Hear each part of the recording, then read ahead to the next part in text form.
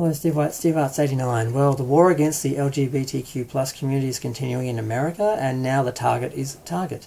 Now, in some southern stores, there has been there's been some issues, I think, in a lot of Target stores where basically Target had some pro-gay merchandise, some pride merchandise, and extremists and alt-right people, they basically had a problem with this, and they were going into Targets and threatening and harassing the staff and threatening, harassing the customers, and basically just causing trouble because they believe anyone who supports this or has gay positive merchandise, they have to be supporting the gay community, and because they think the gay community is evil and wrong, they are attacking anyone who's associated with us or supporting us.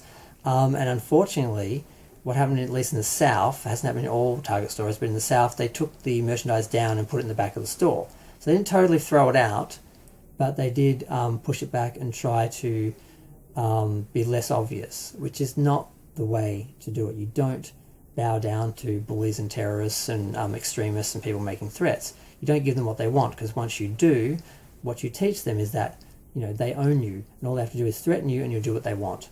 Now, maybe some stores they may defend this by saying, we have to think of our staff, we have to deal with insurance and things like that. But the reality is, you can't bow down to bullies and terrorists and extremists, because then you'll have to do it every time. Once you teach them that how to treat you, that's what they're going to do.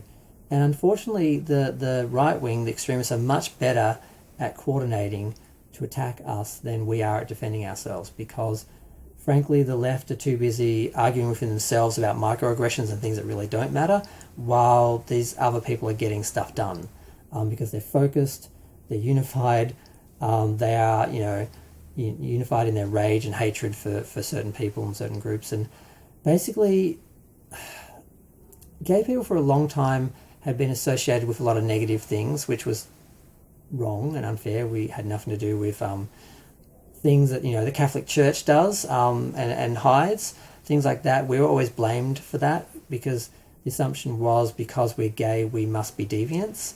So if we are deviants, then we must do these other things and be responsible for all these other things as well. And making those connections hurt us for a long time, until eventually people realised, through positive representation and visibility, that we are just normal, regular people who want to live like everyone else, be free and equal, and that's all we want. Once people learned that, and they allowed us to have more equal rights and gay marriage and things like that, people started to not see us as a threat.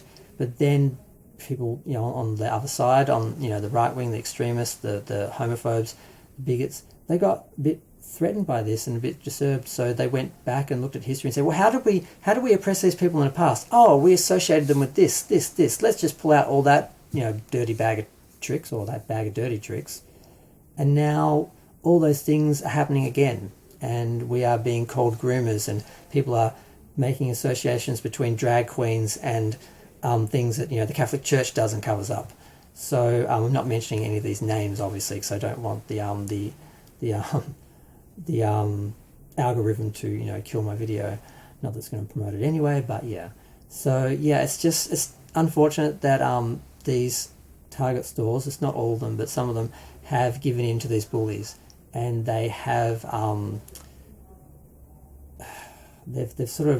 they've abandoned us and not supporting us, because it's too hard. And the reality is, if you're going to progress and push back against bigots and racists and homophobes and people like that, it's not going to be easy.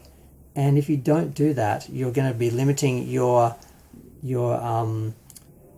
merchandise, your business, to just a small group of extremists and alienating everyone else. Because if you're not supporting us, we're not going to support you.